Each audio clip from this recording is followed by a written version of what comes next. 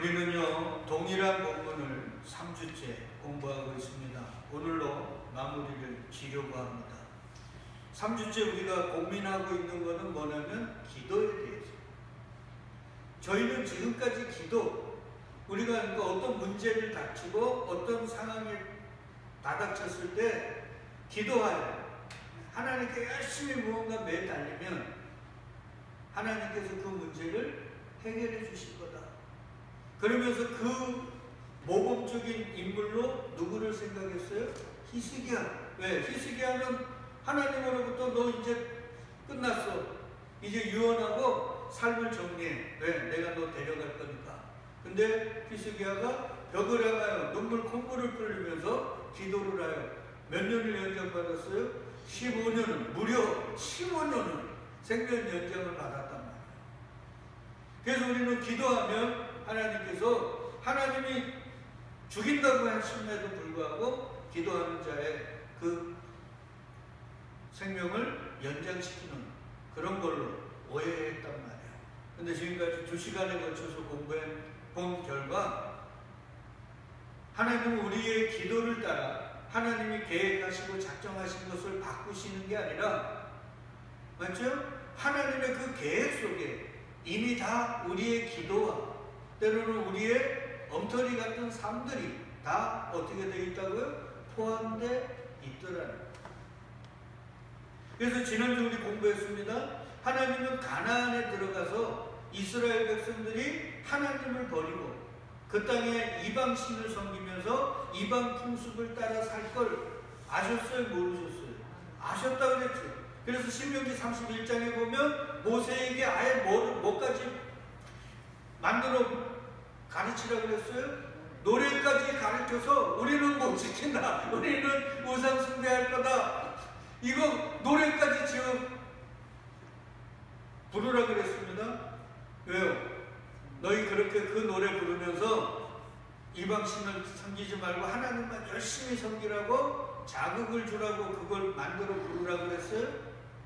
아니라고 그랬습니다. 너희는 반드시 그렇게 될 수밖에 없어.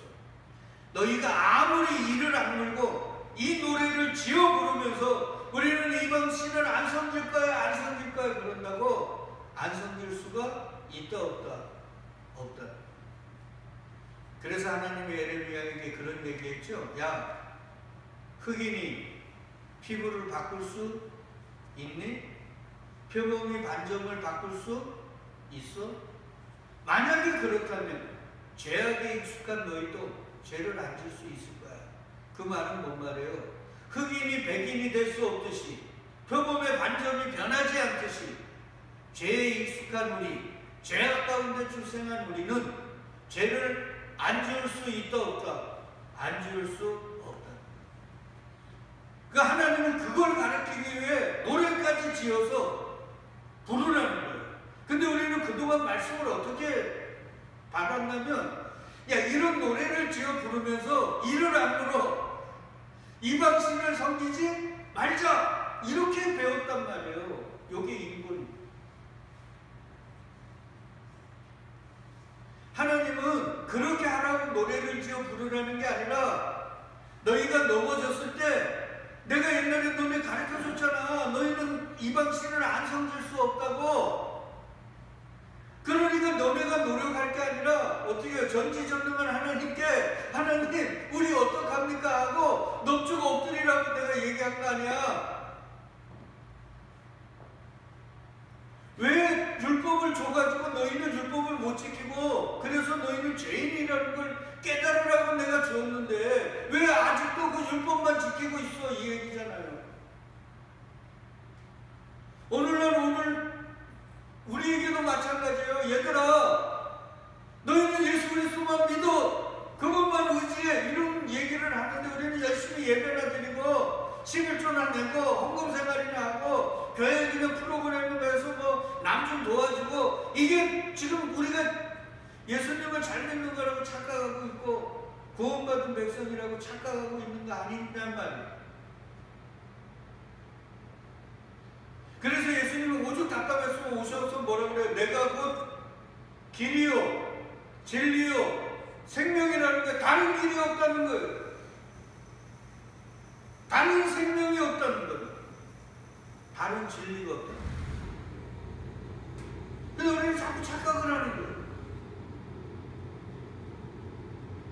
그러니까 성경을 전체를 쭉 이렇게 보면 우리는 흑인이니까 백인이 될 수 없는 거예요. 근데 이제 과학이 발달하고 문명이 발달하면서 인간들이 뭐예요? 흑인이 뭐가 될 수 있다? 백인이 될 수 있다고 성형수술을 하면서 피부를 바꿔버리려고 하는 거예요. 그래서 설령 자기의 피부는 바꿀 수 있어요. 근데 그 사람이 결혼을 해가지고 자식을 낳으면 그 자식은 백인이 됩니까? 흑인이 되는 거예요. 그래서 성형해가지고 남자 여자가 요즘은 남자도 다 아니까 굉장히 훈련돼 결혼을 해가지고 자식을 낳아보니까 이거는 옥독자야. 그래갖고 이혼하는 경우도 해외 토픽에 나오고 그러잖아요. DNA는 바꿀 수 있다 없다? 없는 거예요. 겉만 바꿀 수 있지 속은 못 바꿔. 그거 알아보더라고요. 그래서 우리는 안 되네요. 하나님 제발 어떻게 하라고요? 살려달라고. 하나님 좀 도와달라고. 우리를 불쌍히 여겨달라고. 주님께 두 손 들라고 노래를 지어 부르라 그랬는데 인간들이 그 노래 지으면서 뭐라 그래요? 하나님 우리는 이 노래 가르쳐 주셨으니까 우리는 이방신 안 섬길게요. 이런 거예요. 여러분 출애굽할 때 잘 아시죠? 하나님이 호렙산에다가 모세 올리기 전에 야 내가 백성들에게 이렇게 너 가서 얘기해. 지킬 수 있는지 없는지 한번 얘기해봐라. 그러니까 모세가 가서 야 하나님 이렇게 말하면서 이런 말씀 주시면서 말씀 지킬 수 있는지 없는지 한번 너희가 고백하라 그러더라. 그러니까 백성들이 뭐라 그랬습니까? 다 지킬 수 있습니다. 우리는 다 지킬 수 있습니다. 그래서 알았어. 그래서 모세가 뭐 했습니까? 재물 잡아다가 피해가지고 피를 뿌리면서 말씀 못 지키면 누군가는 죽는 거예요. 항상 언약에는 뭐가 있어요? 피해 언약이죠. 죽음이 지키지 못하면 죽는 거예요. 그리고 모세를 불렀습니다.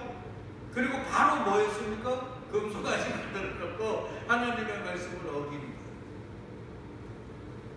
하나님은 그걸 통해 뭐를 얘기합니까? 우리에게 뭐를 가르쳐 주세요? 우리가 아무리 우리의 의지를 발동해서 나는 하지마 안 할 거야, 나는 하지 않을 거야, 나는 저렇게 안 살 거야 그런다고 안 사라지는 게 아니라는 거예요. 여러분 예수님이 가룟유다의 배반으로 잡히시기 전에 제자들이요 특별히 베드로부터 뭐라 그랬습니까? 예수님 내가 당신 죽는 데까지 가더라도 내가 지켜드릴게요. 그리고는 바로 베드로가 가룟유다가 600명이나 되는 사람과 예수님 잡으러 왔을 때 바로 어떻게 했어요? 도망갔죠. 근데 성경은 뭐라 그러냐면 다 도망가더라고요.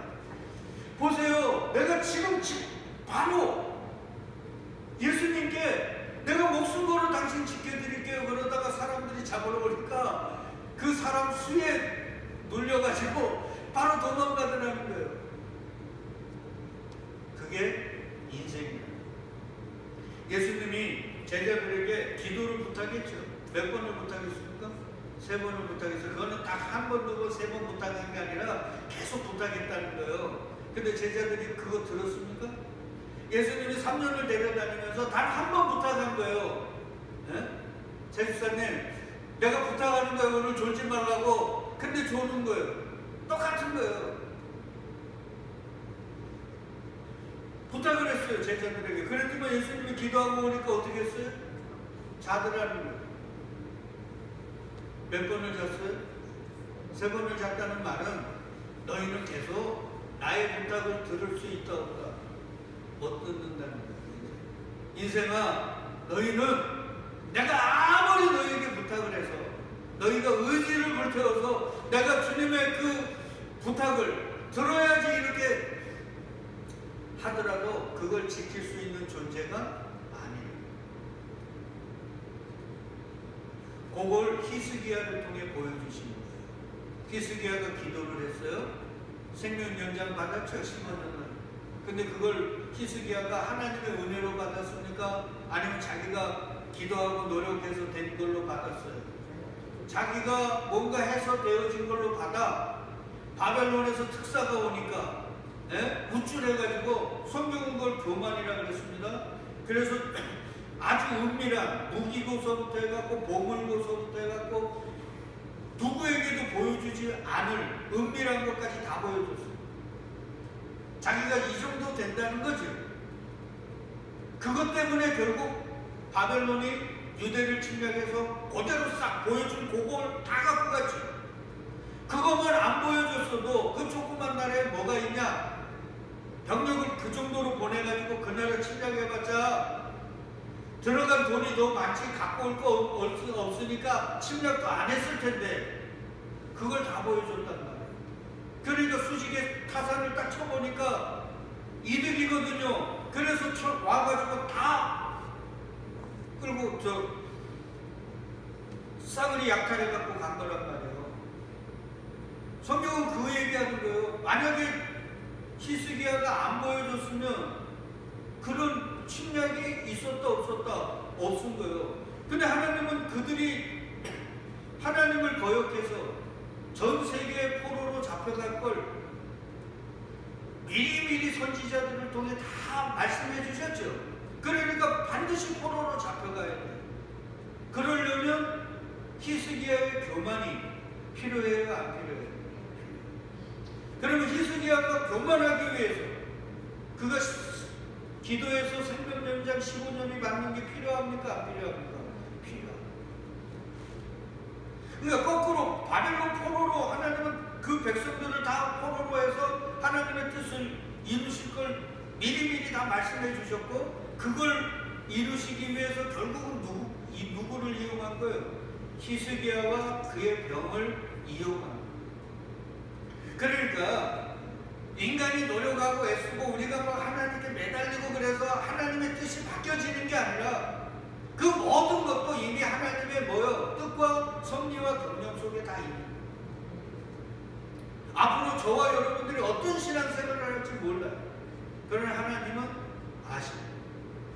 그리고 그 모든 것들이 다 하나님의 뜻과 섭리 속에 있는 거예요. 그걸 믿고 아멘으로 받아야 우리가 하나님을 뭐로요? 전지전능한 창조주 하나님으로 인정하는 거예요. 그래서 지난주에 우리 배웠잖아요. 하나님이 이스라엘 백성들에게 노래 만들어 부르라. 그러면서 나는 내가 그 빨간 거 보세요. 신명기 31장 21절 그들이 수많은 재앙과 환난을 당할 때 그들의 자손이 부르기를 잊지 아니한 이 노래가 그들 앞에 뭐처럼 된다고요? 증인처럼.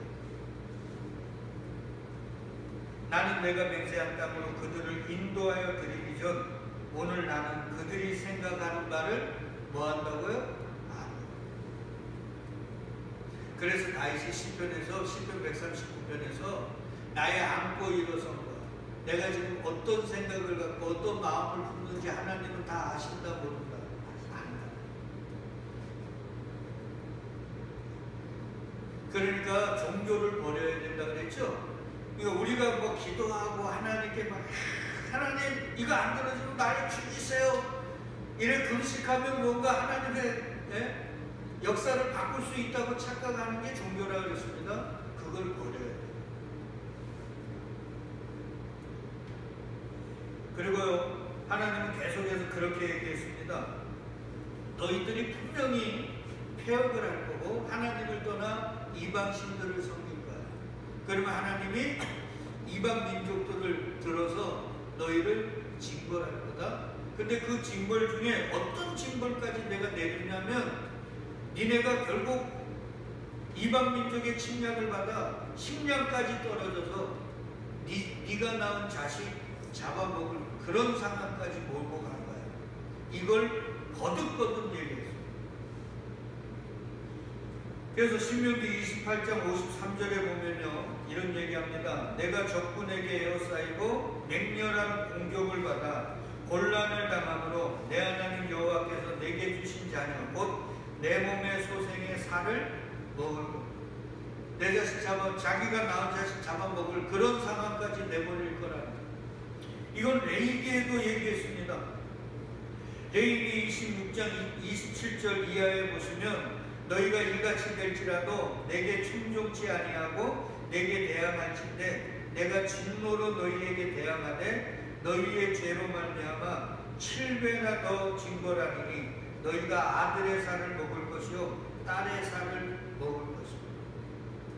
그러니까 이스라엘이 하나님 앞에 패역하여 결국 하나님의 징벌을 받아서 결국 뭐 한다고요? 내가 낳은 자식 내가 잡아먹는 상황까지 내몰릴 거라. 레위기서부터 얘기하셨다는 게 계속. 그리고 열왕기하에 딱 보니까 그 일이 이루어졌어요, 안 이루어졌어요? 이루어졌어요. 아니 우리가 보통 생각하고 야 내 자식까지 잡아먹을 그런 상황까지 우리가 몰리지 말도록 야 우리가 바르게 살아야지 이래야 되잖아요.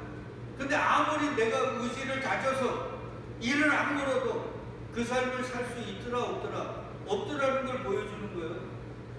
열왕기하 6장 28절로 29절에 보니까 또 이르되 무슨 일이냐 하니 여인이 대답하되 이 여인이 내게 이르기를 내 아들을 내놓아라. 우리가 오늘 먹고 내일은 내 아들을 먹자 하며 우리가 드디어 내 아들을 삶아 먹었더니 이튿날에 내가 그 여인에게 이르되 내 아들을 내놓아라. 우리가 먹으리라 하나 그가 그의 아들을 숨겼나이다 하는지라. 이게 여호람이라는 왕이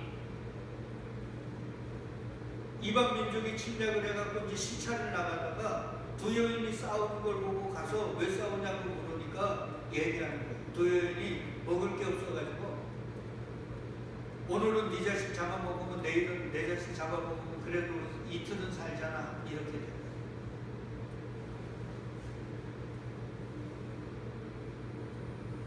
요 일이 있기 레위기면은 누가 쓴 거예요? 모세가 쓴 거죠. 1000년 전에 하나님이 너희들 나를 패역해 내가 네 자식 잡아먹을 상황까지 내몰릴 거야 라고 가르쳐 주셨어요. 근데 이스라엘 백성들이 그 말씀을 듣고 바르게 살았습니까? 바르게 못 살더라. 그래서 결국 자기 자식을 잡아먹는 상황까지 내몰린 거예요. 하나님은 또 얘기했습니다. 너희들이 내 말을 못 지키고 나를 섬기지 않고 너희 내 말 거역하고 이방신을 따라 그렇게 살 거야. 그리고 내가 너희들 그토록 안식일 지키라는 거, 안식일이 우리에게 시험이라고 그랬죠. 안식일 지키냐 안 지키냐 내가 너희 시험할 거야. 그 시험은 뭐예요? 지키라는 게 아니라 못 지킨다는 거예요. 근데 이스라엘 민족이 안식일을 지켰습니까? 안 지켰습니까? 안 지켰어요. 그 안식일을 안 지켜 너희가 의도적으로 안식일을 안 지켜서 결국 너희도 쉬어야 되고 땅도 쉬어야 되고 자연만물도 쉬어야 되는데 못 쉬잖아. 그래서 내가 너희를 전 세계의 포로로 보내버리고 너희가 안 지킨 안식일 그 안식년을 내가 그 땅이 쉬게 만들 거야. 역대하 36장 17절 이하에 쭉 그런 내용이 쓰여져 있어요. 특별히 21절에서 이렇습니다. 이에 토지가 황폐하여 땅이 안식년을 누림같이 안식하여 70년을 지내었으니 여호와께서 에레미야의 입으로 하신 말씀이 이루어졌더라. 그러니까 하나님이 선지자들을 통해 제발 안식을 지켜. 그래야 땅도 쉬고 너희도 쉬고 다 쉬어. 근데 하나님은 지키라는 게 아니라 너희는 못 지킨다는 거예요. 그래서 결국 바벨론 포로 70년 동안 이 땅이 안식을 누린 거예요. 그러니까 바벨론 포로는 작정되어 있던 거예요? 안 되어 있던 거예요? 되어 있던 거예요. 그래서 에레미야를 통해서 바벨론에 항복해 그래야 살아. 왜? 바벨론 포로로 잡혀가는 건 하나님이 정해놓은 거라 우리가 바꿀 수 없어. 그러니까 거기에 항복해 그래야 사는 거야. 근데 이스라엘 민족이 어떻게 했습니까? 왕부터 돌 던지고 침 뱉으면서 이 민족의 배반자 이한용 같은 놈 이랬잖아요. 근데 이 모든 일이 우연히 아니면 이스라엘이 그냥 한 번에 안 지켜서 하나님이 벌 주신 게 아니라 이미 작정돼 있죠. 그러니까 보세요. 우리의 삶에 우연이 있어요, 없어요? 없다는 말은 이 말이라니까요. 하나님의 작정과 섭리는 이스라엘 역사를 봐도 한 개인의 삶을 봐도 똑같다는 거예요. 그러니까 내가 그때 그 인간을 거기 가갖고 만난 바람에 내 인생이 이렇게 됐어, 이런 말은 하지를 말으라니까요. 그건 성경을 모르고 하나님을 모르는 자들의 흰소리란 말이에요. 내가 거기 간 것도 그 사람을 만난 것도 다 하나님의 그걸 복음을 아는 자들이 이제 복음을 알게 되면 그게 아멘이 되는 거예요.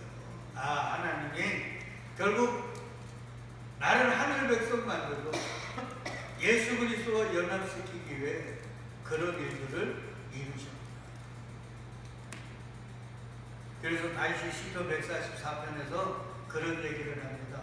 내가 어릴 때서부터 목동으로 들로산으로 다니게 한 게 결국 하나님이 나를 가르쳐서 전쟁케 하고 팔을 당기고 칼을 쓰고 그래서 전쟁케 하시려고 훈련시키신 겁니다. 그러니까 저와 여러분들이 창세전 택한 자가 맞다면 우리의 삶 전체는 무슨 삶이에요? 연단의 삶이요, 훈련의 삶이요, 예수의 신부되는 신부 수업입니다. 내가 기도 안 해서 되어진 것도 아니고 내가 그때 예수님을 열심히 안 믿어서 되어진 것도 아니고 다 하나님의 작정 속에 있는 하나님을 모독하면 안 돼요. 하나님은 전지전능한 창조주.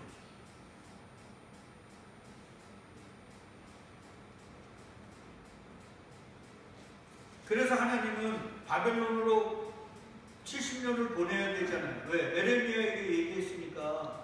그러려면 누가 필요해요? 교만한 히스기야가 필요한 거예요. 그래서 히스기야를 기도하게 하고 그에게 생명연장을 하게 한 거예요. 그리고 나아갔던 해그림자를 뒤로 15도를 물러가게 만들어버린 거예요. 그래야 히스기야가 어떻게 할 거니까? 교만할 거니까.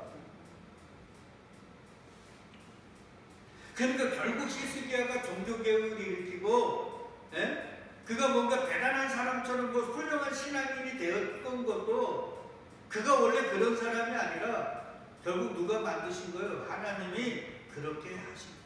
왜 그러냐면 히스기야가요, 우리가 알지만 벽을 향하여 기도하여 생명연장 15년 받았잖아요. 그런데 결국 바벨론이 특사 보내니까 그들에게 야, 내 나라가 어떻고 하나님이 나에게 얼마나 복 줬는 줄 아냐 그러면서 다 보여주잖아요. 그러니까 하나님이 이사야를 보내가지고 당신 뭐 보여줬냐고. 그 교만 때문에 결국 바벨론이 침략해서 다 약탈해 갈 거라고. 그때 히스기야가 어떤 반응을 보이나 보세요. 이사야 39장 5절로 8절입니다. 이사야가 히스기야에게 이르되 왕은 만군의 여호와의 말씀을 들으소서. 보라, 날이 이르리니 내 집에 있는 모든 소유와 내 조상들이 오늘까지 쌓아둔 것이 모두 바벨론으로 옮긴 바 되고 남을 것이 없으리라. 여호와의 말씀이니라. 또 내게서 태어날 자손 중에서 몇이 사로잡혀 바벨론 왕궁에 환관이 되리라 하셨나이다 하니. 이렇게 이제 하나님의 뜻을 전했어요.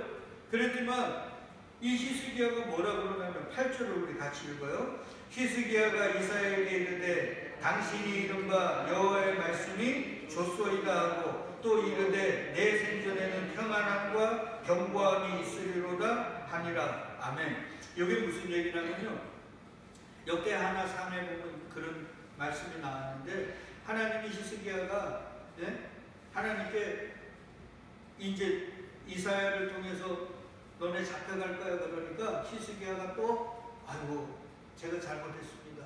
겸손을 보여요.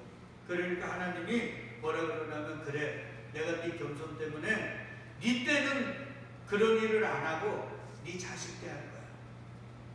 그러니까 우리 같으면 어떻게 해요? 내 자식 때 이 바벨론이 침략해갖고 싹 죽이고 다 빼앗고 다 약탈해갈 거라 그러면 어떻게 해요? 하나님 앞에. 하나님 그러면 안 되죠. 아까 우리 조문서 기도했잖아요. 하나님 우리 자녀들 가운데 믿지 않는 자녀 있으니까 믿게 해달라고. 이게 부모의 마음 아닙니까? 내 자식 때 다 잡혀가고 죽음 당할 거라 그러면 히스기야가 어떻게 했어야 돼? 바른 신앙인이라면 하나님 그러지 않아야 되죠. 차라리 내 때 그냥 그거 당하게 해주세요. 내 자식 때는 좀 평안하게 해주세요. 이게 부모 아닙니까? 근데 히스기야가 뭐라 그러는 거예요? 아이고 내 자식 때 그렇게 나가고 나한테 평안하니까 아이고 그냥 그렇게 해주세요. 이런 거예요. 이게 종교개혁을 일으켰던 이스라엘의 그 많은 왕 중에 훌륭한 왕에 들어갈 사람입니까? 결국 히스기야가 종교개혁을 일으켰고 바른 신앙생활을 하고 사람들에게 그런 신앙의 권면을 할 수 있었던 건 히스기야가 아니라 누가 하게 하신 거예요? 하나님이 하게 하신 거예요. 히스기야는 바로 이런 사람이었다는 걸 하나님이 그의 병을 주시고 그 병을 기도로 고침받고 그렇게 또 바벨론 유수로 보낼 것을 말씀하시면서 뭐를 드러낸 거예요? 히스기야의 원래의 모습을 들춰낸 거예요. 많은 사람들이요 그런 얘기를 합니다. 제가 그 활동하는 카페 중에 그런 얘기가 있더라고요. 자기 여자친구가 술을 먹으면 완전히 주사가 너무 심해요. 그래서 계속 사귀어야 되느냐 그러니까 댓글들이요 참 많은 얘기들을 하더라고요. 그 중에 한 댓글이 딱 제 가슴을 쳤어요. 우리는 술이 사람을 그렇게 만드는 거라고 착각을 한다는 거예요. 근데 자기가 생각을 해보니까 술이 그 사람이 어떤 사람인가를 들추어내는 거예요.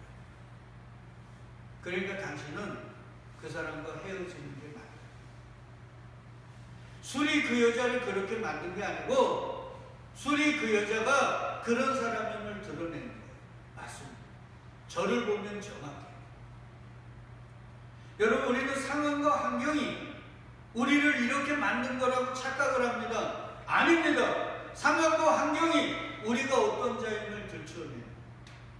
마치 히스기야가 너 이제 바벨론 나라가 네 아들 때 침략해서 모든 걸 다 죽이고 빼앗고 약탈해 갈 거야 그랬을 때 아이고 나 때는 안 당하니까 아이고 그렇게 되죠. 이런 것처럼 그래서 히스기야가 어떤 자인지를 들춰낸 것처럼 우리의 상황과 환경이 우리가 어떤 자임을 들춰내는 거예요. 근데 인간들은요 그런 모습을 안 들키려고 다 누구 탓해요? 상황과 환경 탓을 합니다. 내 상황이 이래서 그때 그런 환경에 놓여서 아닙니다. 절대 착각하면 안 돼요. 그러니까 이런 얘기예요. 하나님께서는 남유다와 히스기야라는 인물을 들어서 그들이 패역하고 불순종한 그런 징계의 장면을 보여주시잖아요. 그러면서 뭐를 가르쳐 주시냐면 우리 인간들은 환경이나 조건에 의해서 죄를 짓는 게 아니라 날 때부터 뭐였기 때문에요? 죄인이었기 때문에 죄를 짓는 거예요. 근데 목사라는 타이틀이 장로라는 타이틀이 내가 모태신앙이라는 타이틀이 내가 지금 교회를 다니고 있다는 그런 내 자신의 그런 인식들이 내가 죄인인 걸 모르게 합니다. 근데 하나님은 내가 죄인인 걸 말씀을 통해 때로는 상황과 환경을 딱 경험케 하셔서 그걸 깨닫게 하십니다. 그게 복입니다.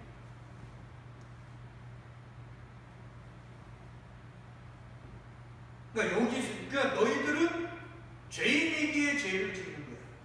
그러니까 노래를 아무리 만들어 불러도 결국 그 노래 가사처럼 되는 인생이라는 거예요.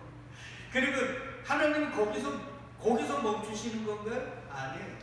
그래서 너희는 나의 은혜가 필요한 거야. 너희는 니네 스스로 뭘 아무것도 할 수 없기 때문에 내가 필요한 거야.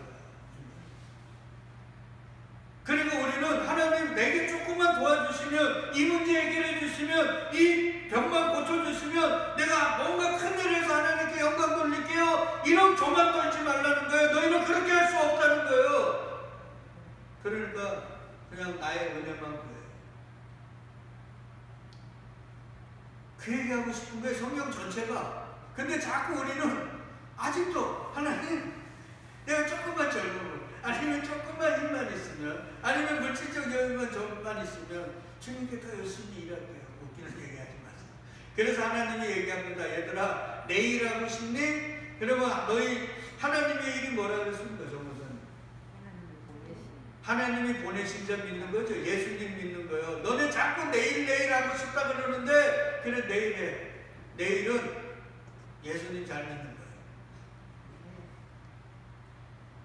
우리는 하나님의 일을 못합니다. 예수님도 우리가 믿을 수 있나요? 없잖아요. 믿음을 주셔야 믿는 거예요. 그래서 바울이 로마서에서 얘기하잖아요. 믿음으로 뭐에 이른다고요? 믿음에 이르는 거예요. 그러니까 우리는 태생적으로 할 수 있는 게 있다 없다? 없는 거예요. 그러니까 우리는 하나님의 은혜가 아니면 살 수 있는 존재가 아닌 거예요. 그걸 가르쳐주고 싶은 거예요. 그러니까 기도는 뭐냐면, 하나님, 나는 아무것도 할 수 없는 존재네요. 그걸 고백하고 불쌍히 여기는 거예요. 그러니까 예수님을 이 땅에 보내신 이유도 뭐라 그랬습니까? 우리가 아무것도 할 수 없으니까 주님을 보내신 거예요.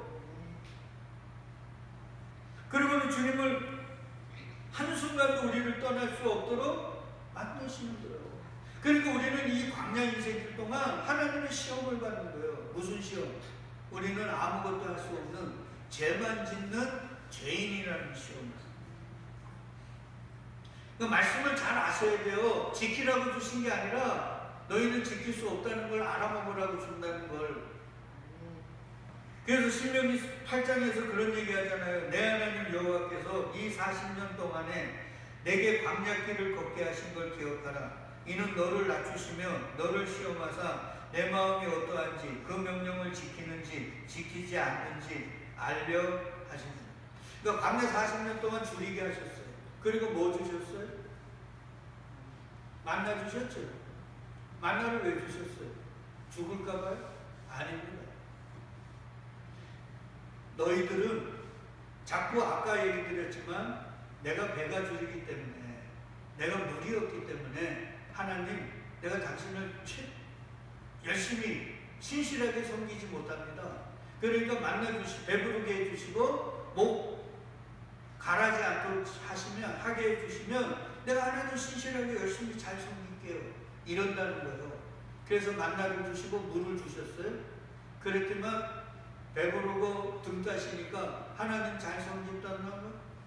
안 섬기더라. 그게 이스라엘의 역사 광야 40년 아닙니까? 그 얘기예요. 그러니까 너희들은 배가 고파서 죄를 짓는 게 아니라는 거예요. 배부르게 해주더니 죄 짓더라는 거예요. 그러니까 너희는 배가 고파도 죄 짓고, 배불러도 죄 짓고, 목이 말라도 죄 짓고, 목이 가라한 걸 죄 줘도 죄 짓고, 그냥 죄인이라 죄 짓는 거예요. 그거 알아먹으라는 게 인생이라. 근데 요 인생들이 자기 죄인인 건 모르고 자기보다 조금 더 나쁘게 산 사람 손가락질하기만 바쁜 거라는 거죠. 이게 하나님의 시험은요, 너희 이런 거 하지 말라는 게 아니라 이 시험 당해가지고 네가 어떤 놈인 걸 알아보거라는 거예요. 그러면 내가 살 길을 어떻게 한다고요? 죽게. 그래서 누구를 보내신 거예요? 예수님을 보낸 거죠. 그래서 예수님이 이 땅에 오셔서 세상 끝날까지 어떻게 하신대요? 항상 우리와 함께 하신다고 그랬잖아요. 왜? 우리가 아무것도 할 수 없습니다.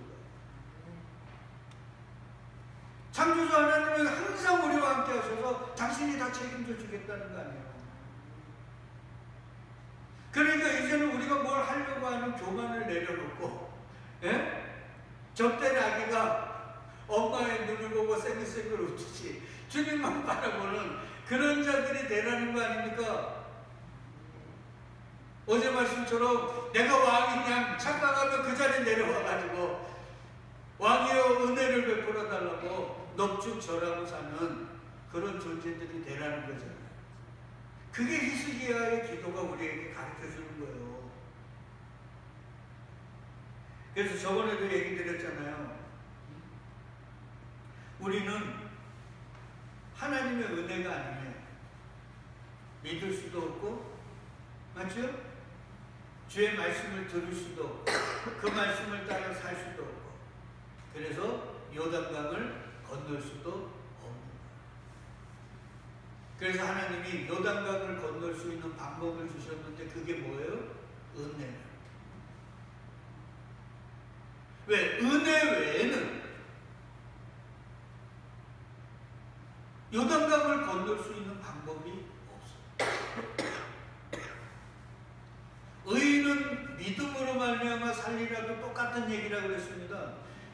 의로운 자는 무슨 행위를 해서 살 수 있는 방법이 있다 없다? 없다는 거예요. 믿음 외에는 살 수 있는 방법이 없다는 거예요. 그걸 바울은 더 정확하게 은혜가 아니면 우리는 구원받을 수도 살 수도 없는 존재예요. 그걸 광야 40년 동안 때로는 줄이게 하시고, 때로는 배부르게 하시고, 때로는 퍽퍽한 삶으로, 때로는 넉넉한 삶으로 인도하시면서 하나님이 우리를 뭐 하시는 거예요? 씌워놓으시는. 그러니까 쓰러지시기도 하고, 때로는 한번 서보기도 하시고, 때로는 교만도 떨고, 때로는 하나님 나 아닌가 봐요 이렇게도 하면서 한 걸음 한 걸음 가는 거예요. 그러니까 성경은 똑같은 얘기하는 거예요. 너희는 뭘 해서 뭘 할 수도 없고 할 수 있는 존재도 아니고, 너희는 은혜가 아니면, 하나님의 은총이 아니면 절대 요단강을 건널 수 없는 존재. 그래서 성경이 얘기하는 거예요. 의인은 있다 없다? 없어. 그래서 날 때부터 소경이 얘기하잖아요. 하나님은 죄인의 기도를 듣지 않는데, 그러니까 이 땅의 모든 사람의 기도를 안 듣는다는 거죠. 히스기야는 죄인의 의인이에요. 죄인. 근데 하나님의 은총을 받아 어떻게 했습니까? 종교개혁도 일으키고 나라를 하나님의 뜻 안으로 하려고 애도 썼죠. 나중에 그게 다 하나님이 하신 걸 드러냈지만, 그러니까 그가 그렇게 할 수 있었던 건 하나님의 뭐를 받았기 때문에요? 은혜와 은총을 받았기 때문에. 근데 그 은총이 하나님이 잠깐 걷어가시니까 히스기야에 뭐가 드러나는 거예요? 본 모습이 드러나는 거예요. 요건 다윗도 똑같죠? 다윗이 얼마나 잘했습니까? 근데 한 번 하나님이 그 은총을 싹 걷어가시니까 결국 충신의 아내를 범하고 충신을 죽여버리는 원래의 다윗이 되더라는 거예요. 그러니까 이 히스기야나 다윗을 통해, 아니면 성경 전체를 통해 우리에게 가르쳐 주시는 말씀이 뭐예요? 너희는 하나님의 은혜 속에만 살아야 돼. 그 은혜를 조금이라도 거두는 그 순간에 우리는 히스기야보다도 더 죄인된 모습을 드러내는 죄인들임을 가르쳐 주십니다. 그러니까 예수님이 이 땅에 오셨다는 건, 하나님, 나는 죄인 중에 괴수라, 나에게는 가망이 없네. 이 세상 그 누구에게도, 그 어떤 곳에도 희망이 없네. 당신만이 희망이네요. 그 얘기하는 거죠. 그 고백을 하는 사람이 기쁘다 뭐예요? 오죽 오셨네. 그러니까 하나님의 입장에서는 예수님을 보내서 세상이 아무것도 할 수 없음을, 너희는 나의 은혜가 아니면 도저히 살아날 수 없는 존재라는 걸 확 폭로해 내십니다. 그래서 이제 다음 주에 요한복음 9장 마무리할 때 주님이 뭐라 그럽니까? 내가 세상에 뭐 하러 왔다고요? 심판하러 왔다고 그러잖아요. 소경은 눈뜨게 해주고 본다고 하는 자들은 소경되게 하고, 그 얘기예요. 이제 말씀 마무리하자고요. 사랑하는 성도 여러분, 종교는요 끊임없이 무언가 내가 열심을 다하고 내 의지와 노력을 다하면 무언가 내 운명도 바뀌고 내가 원하는 것도 이루어진다고 착각하게 만듭니다. 그런 대표적인 예가 히스기야라는 인물이었습니다. 근데 우리가 공부해 보니까 그 모든 것도 다 하나님의 계획 속에 있었던 거예요. 그 하나님의 계획 속에 우리가 숟가락을 얹을 수 있는 게 있다 없다? 없다. 그러니까 앞으로 우리의 삶이 어떻게 되어지든 우리가 창세전에 택한 자가 맞다면 그 모든 건 다 하나님이 작정하시고 계획하신 거라는 걸 잊지 마십시오. 그래서 우리는 그걸 먼저 인정해야 돼요. 그리고 이제는 그 상황을 바꿔달라는 게 아니라 이 상황 속에서 하나님 내가 어떻게 대처해야 되고 이걸 어떻게 받아들이고 이걸 어떻게 잘 견디고 그리스도인답게 신앙인답게 이 삶을 어떻게 살아야 되는지를 겸손히 물어야 돼요. 그게 교회입니다. 근데 지금까지 우리는 어떻게 했어요? 무슨 내가 생각지 않은 일이 발생이 되면 무조건 하나님 바꿔주십시오. 내 맘대로 되게 해주세요. 내가 원하는 대로 되게 해주세요. 이랬단 말이에요. 이제는 이런 말씀을 통해 이게 이제 바뀌어야 되는 거예요. 맞죠? 그러니까 성경을 바르게 알면 우리의 기도의 내용도 많이 바뀔 수밖에 없습니다. 그리고 만약 앞으로 우리가 서든 넘어지든 그건 다 하나님의 뜻 안에 있다는 걸 잊지 마시고 나는 서 있다고 남의 넘어지면 비판하거나 정죄하거나 즐거워하지 말자고요. 때로는 내가 넘어지고 남은 서 있다고 나는 이것밖에 안 되냐고 낙망하지도 말자고요. 그 모든 것들을 통해 하나님은 거룩한 하늘의 백성으로 우리를 만들어가고 있으십니다. 그러니까 나도 보지 마시고 남도 보지 마시고 우리를 거룩한 예수의 신부로 세워가시는 창조주 하나님만 바라보시고 그분만을 의지하시고 우리 주 예수의 이름만 부르는 이 시대에 참된 교회들이 다 될 수 있기를 주의 이름으로 축복드리겠습니다.